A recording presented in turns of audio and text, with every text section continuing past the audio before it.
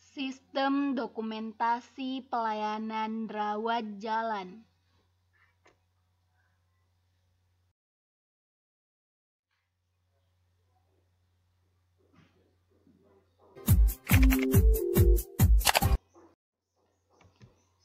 Ketika klien di rumah sakit, mereka bisa berstatus sebagai klien rawat jalan ataupun rawat inap.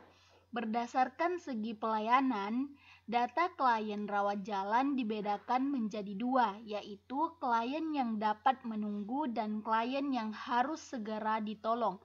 Yang dimaksud dengan klien yang dapat menunggu mendapatkan pelayanan adalah klien berobat jalan yang datang dengan perjanjian dan klien yang datang dengan tidak dalam keadaan gawat.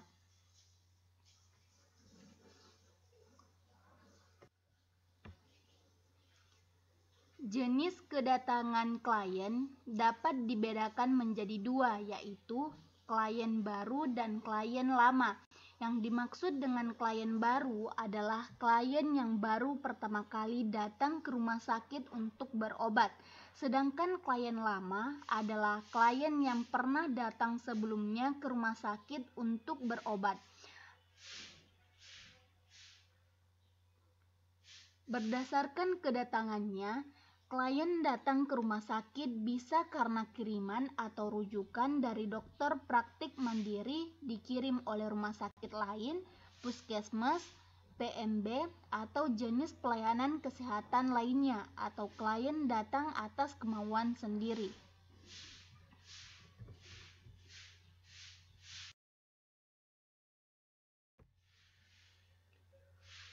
Prosedur penerimaan klien rawat jalan. Yang pertama, ada klien baru. Kedua, klien lama. Dan yang ketiga, klien gawat darurat. Yang pertama, klien baru. Kita ketahui bersama bahwa setiap klien baru diterima di tempat penerimaan klien atau TPP dan akan memperoleh nomor klien yang akan digunakan sebagai kartu pengenal. Kartu pengenal harus dibawa pada saat kunjungan berikutnya di rumah sakit yang sama, baik sebagai klien rawat jalan ataupun sebagai klien rawat inap.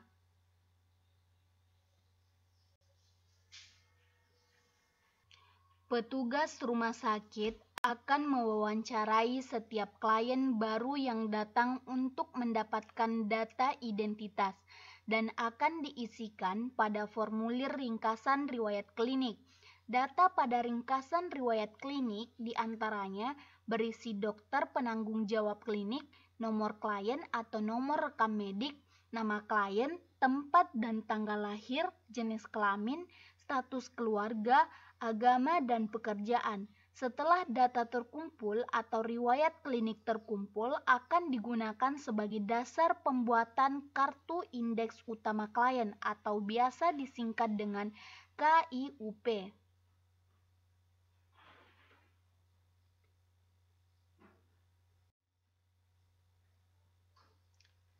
Setelah mendapatkan pelayanan yang cukup dari poliklinik, klien akan menerima beberapa kemungkinan kelanjutan layanan, antara lain: pertama, klien boleh pulang.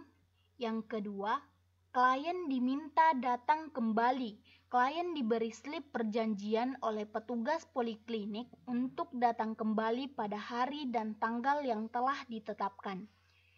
Yang ketiga, klien dirujuk atau dikirim ke rumah sakit lain yang lebih tinggi.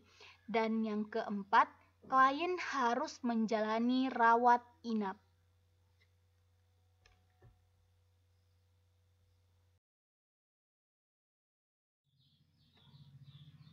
Kedua, klien lama. Klien lama adalah klien yang datang ke tempat layanan kesehatan di mana dia sudah tercatat sebagai klien di tempat layanan tersebut, baik datang dengan masalah kesehatan yang sama ataupun berbeda. Klien lama langsung mendaftar ke tempat penerimaan klien yang telah ditentukan. Kedatangan klien lama ini dapat dibedakan menjadi dua bagian, di antaranya pertama, klien yang datang dengan perjanjian dan klien yang datang tidak dengan perjanjian. Klien yang datang dengan perjanjian artinya klien yang datang ke rumah sakit sebelumnya itu sudah membuat perjanjian atau sudah ada kontrak waktu dengan tempat pelayanan kesehatan, misalnya ingin pergi berobat atau lain sebagainya.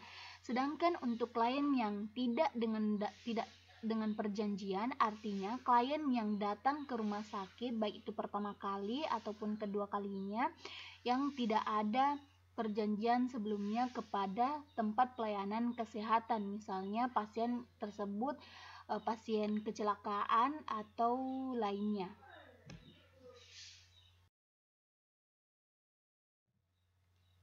Yang ketiga, klien gawat darurat. Kita sudah mengenal klien baru dan klien lama. Mari kita sekarang bahas tentang klien gawat darurat. Pasien gawat darurat adalah klien yang membutuhkan pelayanan segera untuk menyelamatkan nyawa klien. Klien gawat darurat akan didahulukan dalam mendapatkan pelayanan dibandingkan dengan klien baru maupun klien lama. Prosedur penerimaannya pun berbeda dengan klien baru dan klien lama. Layanan klien gawat darurat dibuka selama 24 jam. Untuk penyelesaian administrasi dilakukan setelah mendapatkan pelayanan yang diperlukan.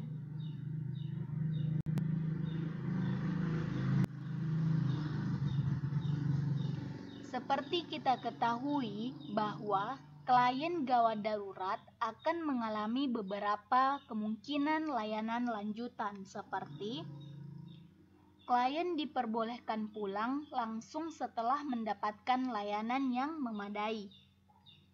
Kedua, klien dirujuk atau dikirim ke rumah sakit yang lebih memadai. Dan yang ketiga, klien harus menjalankan rawat inap.